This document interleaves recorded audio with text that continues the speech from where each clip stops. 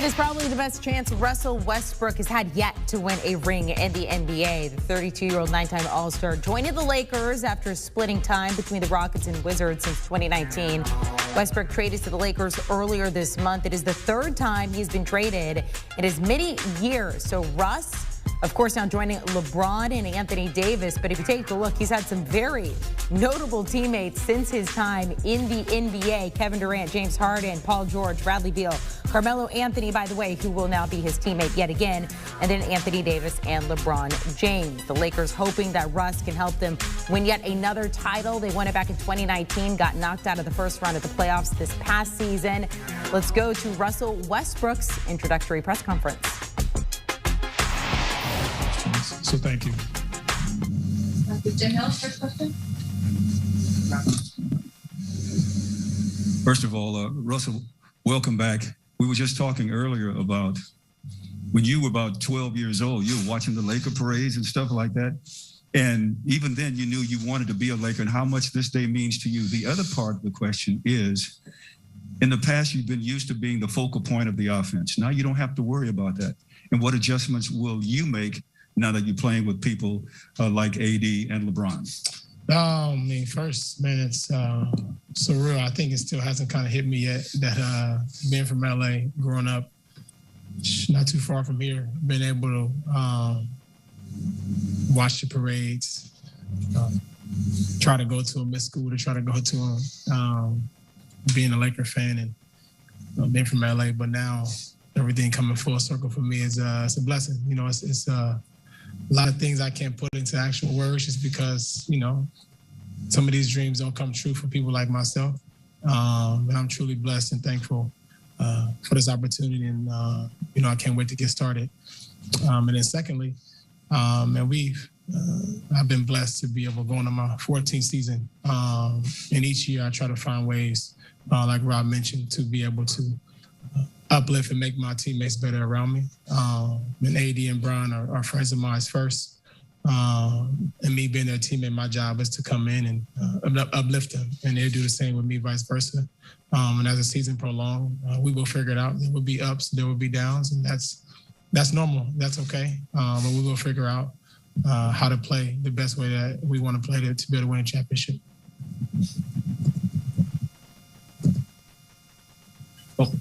Kyle Goon, Orange County Register. Russ, I was just wondering what it was like kind of talking to LeBron and AD, sort of getting a comfort level that you guys could kind of work a chemistry and a fit on and off the court. What were those conversations like, and how did you get comfortable with the idea that you guys could all play together? I mean, honestly, you know, this stuff happens so quickly. It just happened so fast, you know, the last week or 2 weeks or so. But we've had brief conversations and talked about obviously what we need to do and how we need to do that. And we'll address that as training camp and as the season comes along, and we'll figure it out. Russ, when you went through this process, how draining was it? How tiring was it? And how happy was your family that you got back home to LA?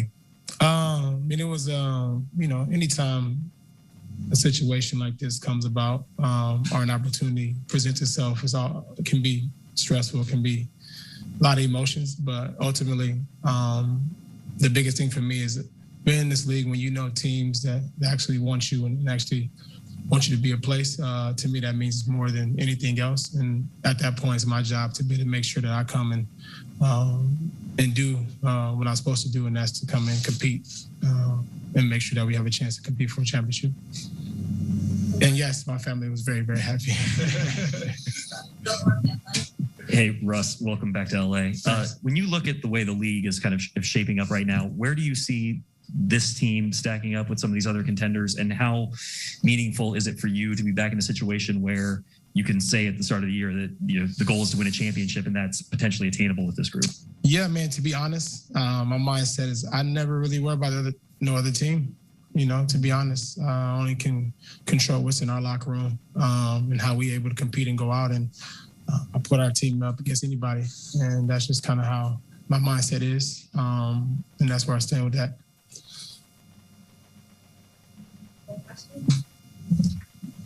Yeah, Russell, do you feel like you have anything to prove? No. I don't. I've been blessed and thankful to be able to be in this league so long, and lucky to be able to play and be healthy. When I got drafted in the NBA, that was me proving people wrong. When I was able to go to college and get a degree, that was me proving people wrong. Not a degree, I wish I got a degree, but go to college, go to UCLA from the inner city, that was me proving people wrong. Just to make it out the hood was proving people wrong. I don't need to do that anymore. I've been able to bless the people around me, my family, been able to impact people all across the world with this platform that's been given to me, and I'm continue to do that. And obviously we want to win a championship, but ultimate goal is to make sure we use what we have to impact others around you.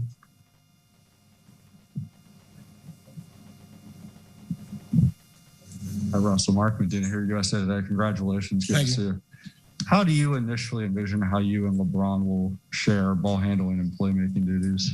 As you know, Bron is one of the best players to play this game. And his ability to be able to kind of do everything on the floor allows me to be able to just figure it out. I'm coming to a championship caliber team, and my job is to make sure that I'm able to make his game easy for him. And I'll find ways to do that throughout the game. As it pertains to ball handling and all that, it really doesn't matter. There's many different ways you can impact the game without having the ball in your hands. And I've been able to do that for many years, and I will figure it out. Hey, Russ, I know you grew up in LA watching the Lakers going to the parades and stuff. You also had a really close relationship with Kobe Bryant.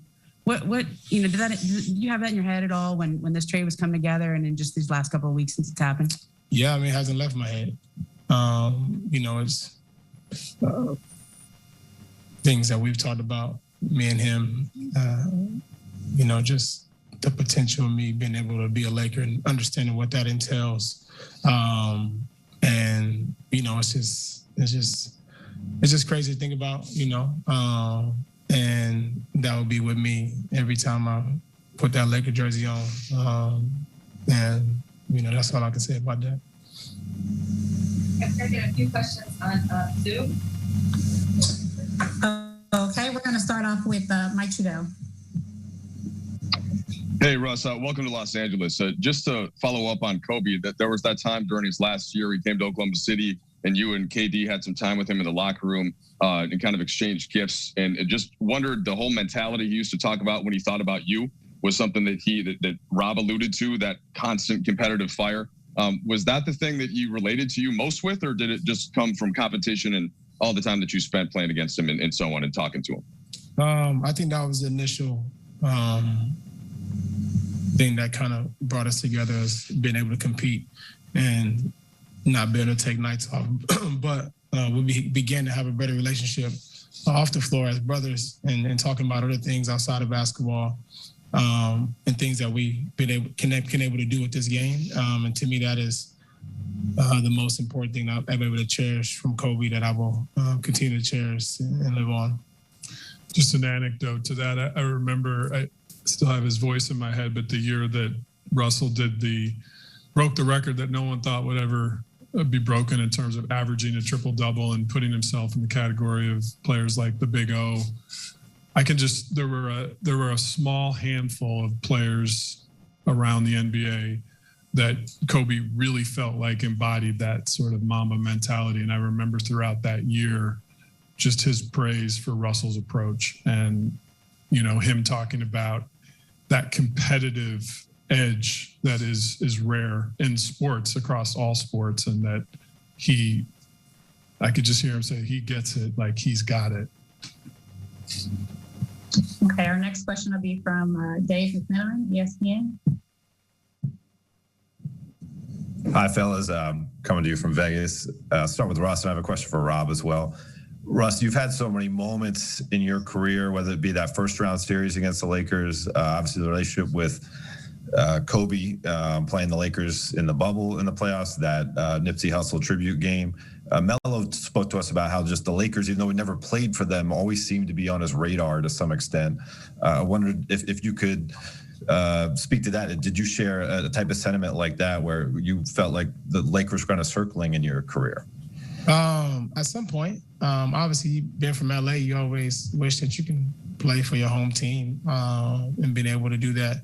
But that's definitely something that always kind of circled around in my mind, and maybe one day. But I always will come back and be like, that probably won't happen. But I just kind of wait to see if that ever happened. But now we're here, and I'm gonna take full advantage of it. And for Rob, last season, the team certainly was decimated by injuries, and that could have been the direction that you kind of came to a conclusion on, that, hey, if we had health, we can run it back. What motivated you to make such dramatic changes this offseason?